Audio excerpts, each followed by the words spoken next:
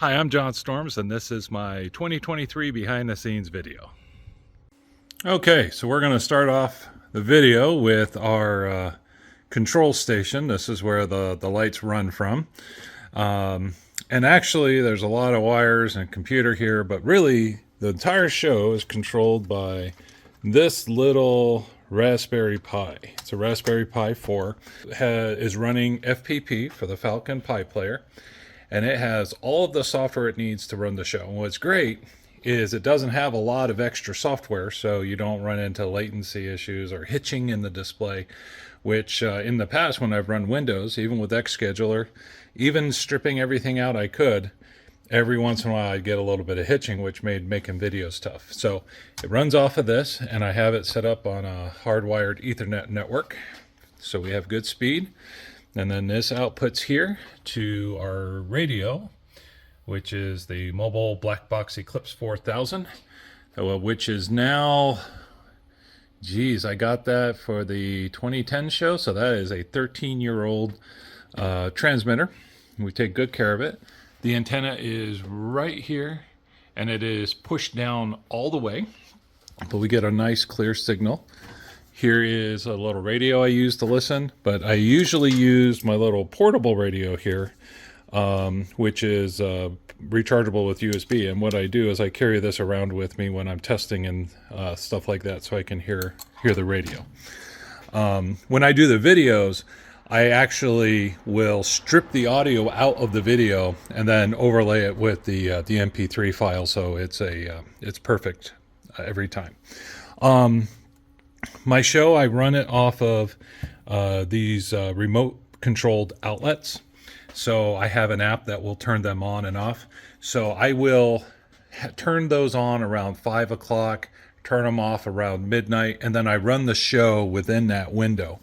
I do that because I don't like to leave my show powered up all the time because bad things can happen, right? If it rains and there's a short, so I like to keep them only powered on when basically I'm awake and paying attention to things. And it, saves a little bit.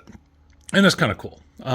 Here's the, some of the storage. You can see I got plans here that help me with the install, which we finished up last night. I have my trees here. I keep my singing trees indoors. I actually have used this garage a lot through the season, so I need it to be a usable garage. So these guys I take in and out every night. And I set it up this year so it's really quick. Last year I was doing power injection, and I still am. But what I do is all the power comes in over the cable.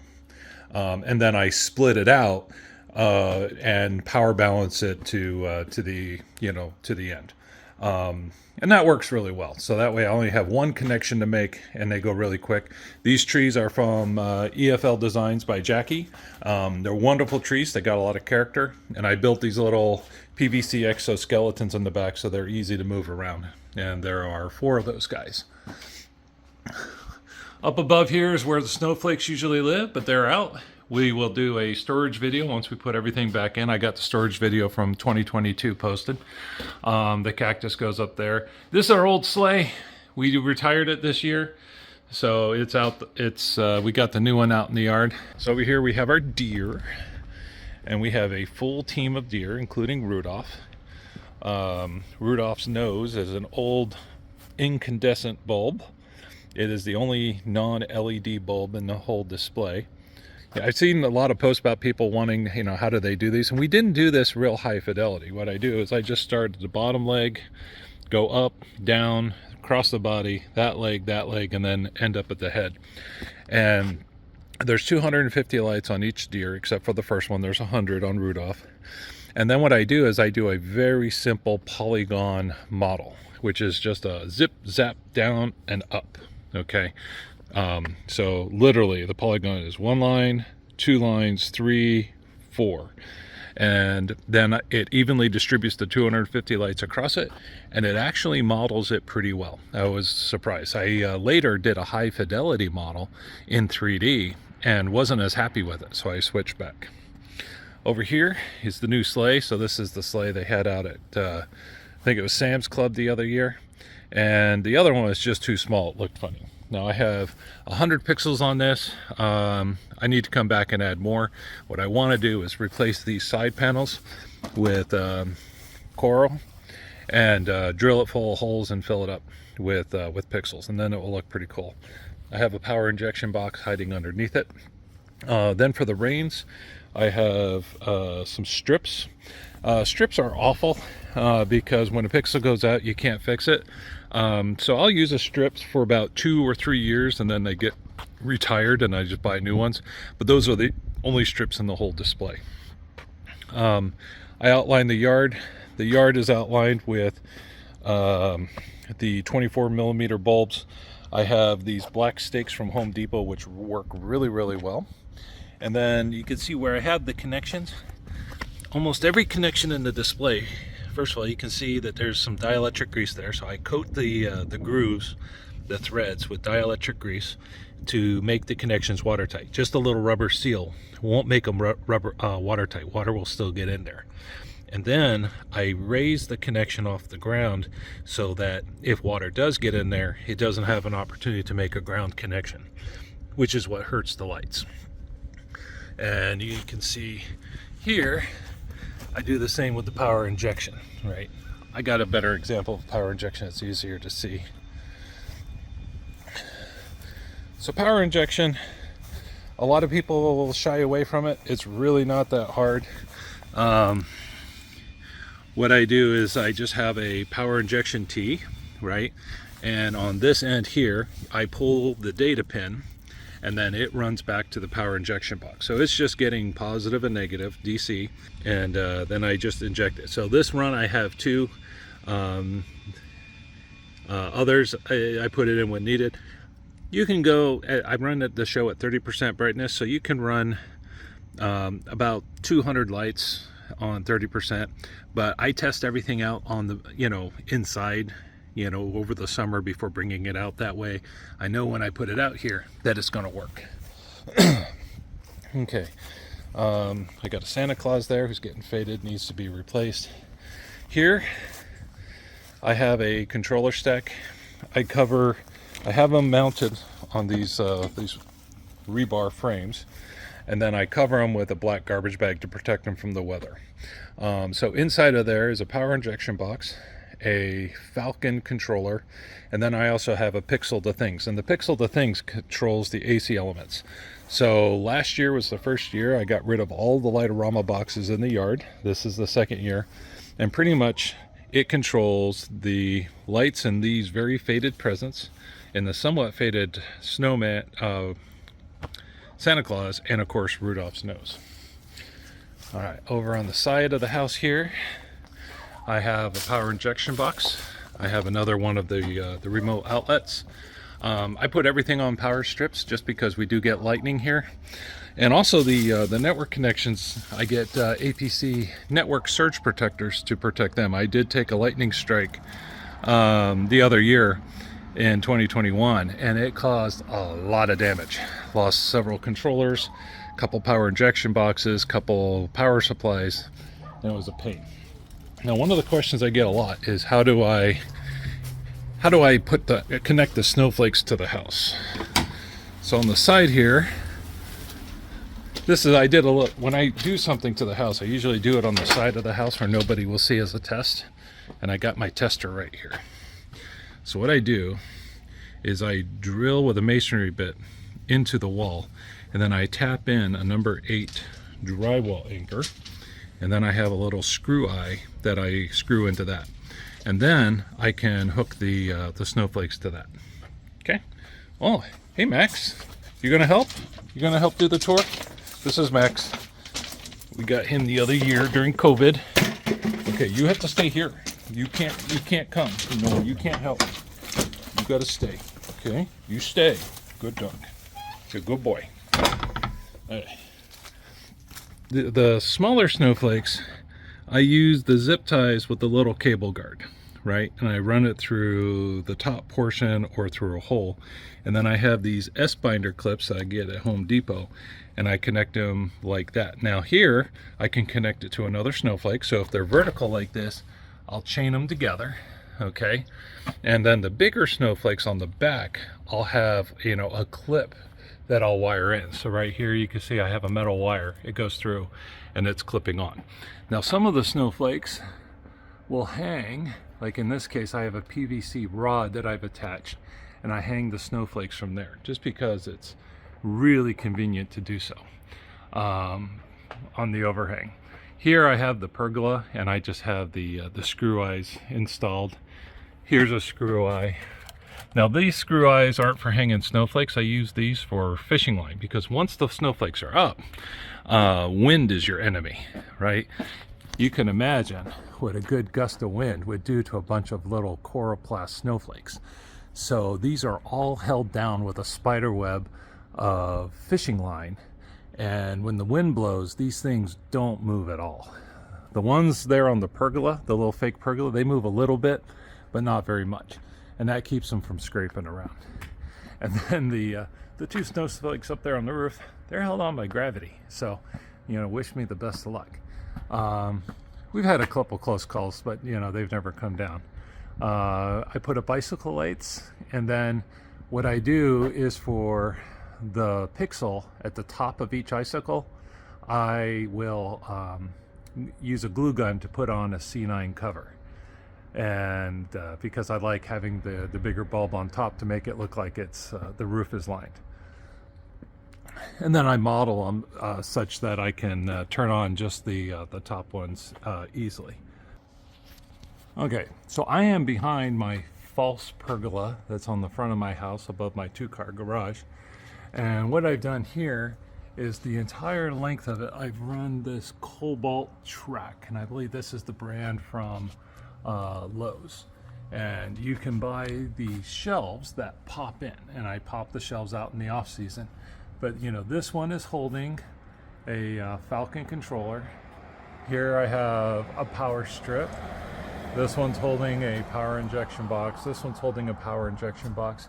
And then the brackets actually make a pretty good cable tray that I can run things along. And really big fan of this, because I can hide things and they're relatively protected from the weather. Like the Falcon controller, I can actually have under this eave. And these power injection boxes, if you look up there, is actually underneath that awning. So these actually don't get hammered by the weather too bad at all. And that's really nice. So this was something that stood out to me when we were buying the house. I realized, ooh, that is going to be really handy. So yeah, big fan of the fake pergola, and of course I got nails and everything. Now when I put up controllers or power injection boxes up high, you can see I have wire run through there, and I have that wire connected to the controller, and then I'll have it connected to a screw eye. That way, if whatever reason this were to fall, that wire would catch it, or have a chance of catching it, or break its fall slightly. But I do that just so it's a little bit extra protection. A lot of the Boscoyo flakes have 48 holes, and the strings come with 50.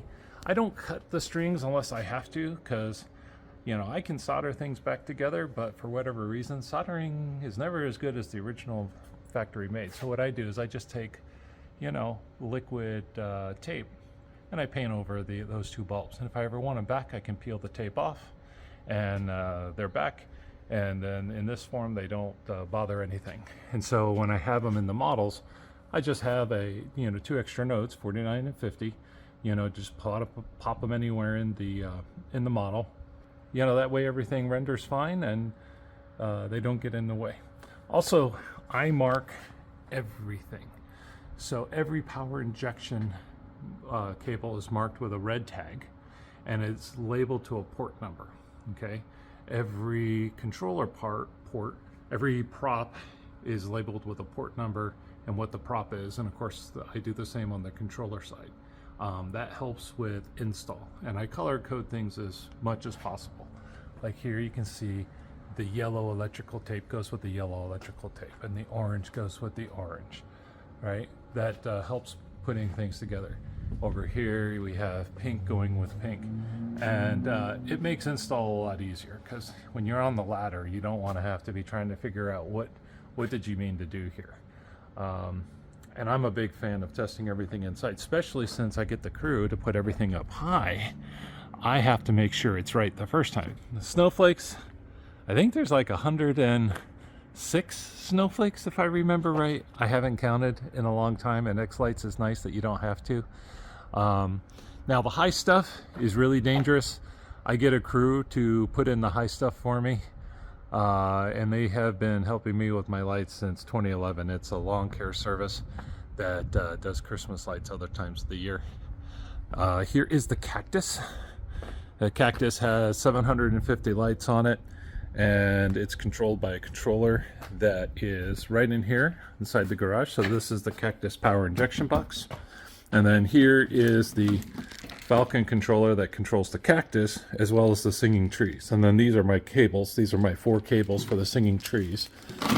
So each night I just unroll that, plug in those 4 guys, and off we go. I'm thinking about replacing the connectors with some magnetic connectors so it connects even faster. But, you know, we're all limited by time.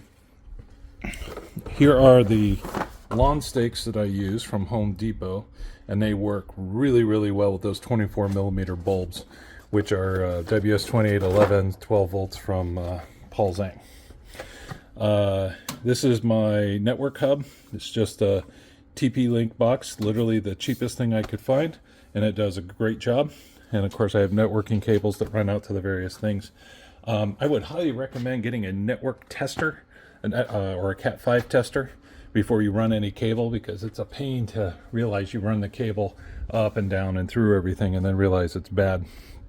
And you can get those at Home Depot. Let's see, at porch we got a whole bunch of stuff. We hide a lot of things here. So here we got a power injection box for the bushes and stuff that's down below.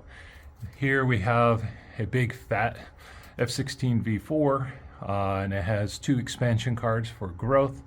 I have 2 power injection boxes up there, and this box takes care of everything on the right side of the house and the center of the house. And so I have, here is where all the cables come in from the house, and I have them hooked up to a Velcro strap that's magneted to the house there. And that's a 300-pound magnet I got for Christmas the other year, and it's so strong I can't get it off, so I have to leave it there. Here I have some smaller magnets holding the other ones on, but you know, we try to manage the cable so they're out of view as much as possible. And then here we have the other another power injection box for the right side of the house, another remote switch. Down there is the remote switch for the front yard. I like having it here because it's protected by the porch. Here I have the snowflakes I keep on the front window, and these I was getting a lot of complaints from the wife because they would bang against the glass when the wind blew and make noise. So you can see I did the spider web of fishing line. You get it nice and taut like banjo, and then I just have different points around the snowflakes, and we mount them up there, and they don't bounce around at all. So no complaints. Okay, so come to the front yard. We have the bushes. Really like how the bushes look with pixels. It's one of the last things I switched over to pixels. And each bush has 100 lights on it. Probably be nice to add some more, but they look great with 100 lights each. And I outlined the yard with stakes. Really like how that looks too. It's back-breaking work, and I did that last night. My neck still hurt. Here's another controller. This is a Falcon V4 controller, and at the bottom I have a bucket to hold all my connections because this one tends to get wetter than the others. It's exposed right in the middle of the yard. Then it controls the tree line, which has this power injection box, which is in an ammo box. It controls this tree line of 13 trees, right? And they're spread across 3 different ports. They're a lot of fun to sequence. And it also controls the big trees. So the big trees, each one has a matrix of 600 pixels around the trunk, and they used to fit a little bit better, but as the trees grow, probably gonna have to redo it at some point. Okay, and then at the bottom I have some power injection boxes for the bushes and the lawn stakes, as well as the trunk of the tree. Now the trees themselves, you can see here, have pixel strips. So essentially these are a mega tree. It's just more cylindrical in shape than a cone shape. I do all the power injection and data connections at the bottom, right? Because it would be stupid to put them at top if you had a problem. And I run 50 lights per strip, and then I have horizontal strips at the bottom and another one at the top, and that helps keep them nice, straighter and more stable.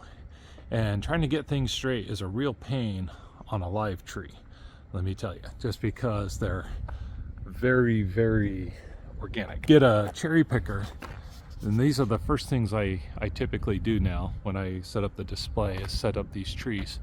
And I get them trimmed so that they're as flat as I can get them, and then we put the lights on. Now at the top you can see I have these segments of PVC, right? Maybe it's easier to see over there. Let me zoom in. But there's PVC, right? And each one of those holds 6 strips, right? And 6 strips is 300 pixels, and I will do 600 pixels on a port. So 2 of those hangers, I call them, are connected together and sit on a port. So each tree takes up 3 ports on the Falcon.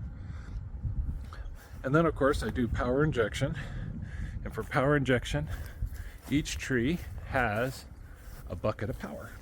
So it's a 5-gallon bucket, and inside the bucket are power supplies. Now I have 3 power supplies because originally I was going to run them at 100%, but I only run them at 30. So now I got power to spare, which is good because I have plans for it. At the bottom there's a big fan that pushes air through the box, and then I have these vents. I have 6 of these vents around the edge, and then inside for each power supply I have a power distribution board that we use to send power out to these connections on the bottom. Now I'm going to redo these for next year, and I'm thinking about running the connections out through the side through an angled PVC just like that, just because it would be easier. The problem with this is it's hard to work on the box just because I have to hang it in order to work on it. So I'd prefer to be able to set it down. Let's see, over here, this little piece of Tupperware is from my original show, and this is where I have the main power coming in for the front yard. I have a power strip in there, and of course I don't want it to get wet, so I put it in a Tupperware box and cover it. Now I'm about keeping things dry, but I'm not about keeping things watertight. There's waterproof and there's watertight. It's okay if something gets wet and then dries out, right? If water can get in, if you make it so it's watertight and water gets in, then the water's going to have a hard time getting out. The other thing is there's still air in there. There's water in the air. You can get condensation. So making it so water can get out is also nice. The extra benefit of the trash bag is if we have a really humid day, I've noticed that the condensation will form on the inside of the garbage bag versus the inside of the controller box, right? And that helps. Ideally, for things like my power injection boxes, would be to mount those vertically, because if you do get condensation inside, it would run off. All right, okay, here's a can of dielectric grease left over from the install. So this is what I use to waterproof the connections.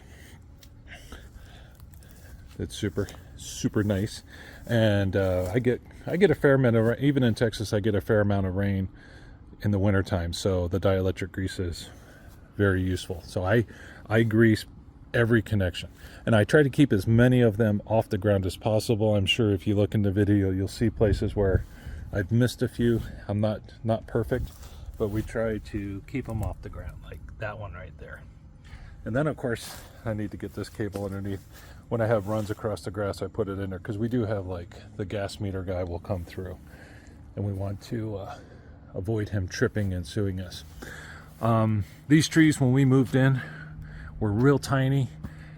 We moved in here in 2012, and when I would wrap the trees in regular LED lights, it was like I was baling the trees, and they would be all bound up, and didn't look very nice. But we keep trimming them back, and these trees are actually the same as our neighbor's tree right over there, the same variety. But since we keep trimming them back, it's turned into this ball, and all the leaves are on the outside. But now we got these really thick trunks, which is nice because when I go to hang the lights for the nets, I actually can bear quite a bit of weight because we have pretty thick sticks going all the way to the edges, which is nice.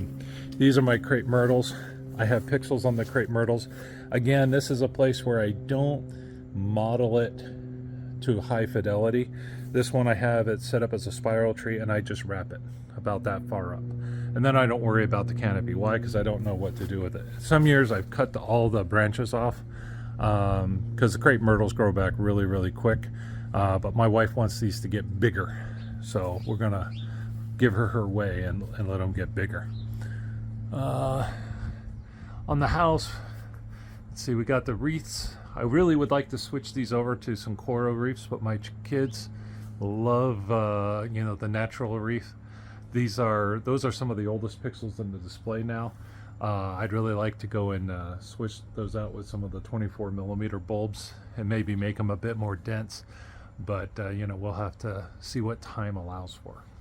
It's been a busy year, so we haven't been able to do as much this year. This year was, a lot of it's mostly a repeat of last year. Some things that are different, as I actually got a wreath on the door, which is minor. And then over here, to the bottom left and right of this wreath, we put in some higher density snowflakes, and we're going to replace it. And also above the wreath, we added another snowflake and put them on some new frames. You can see there's a black frame that they're hanging on to. So, okay, let's see, what else do we have? I think that is it.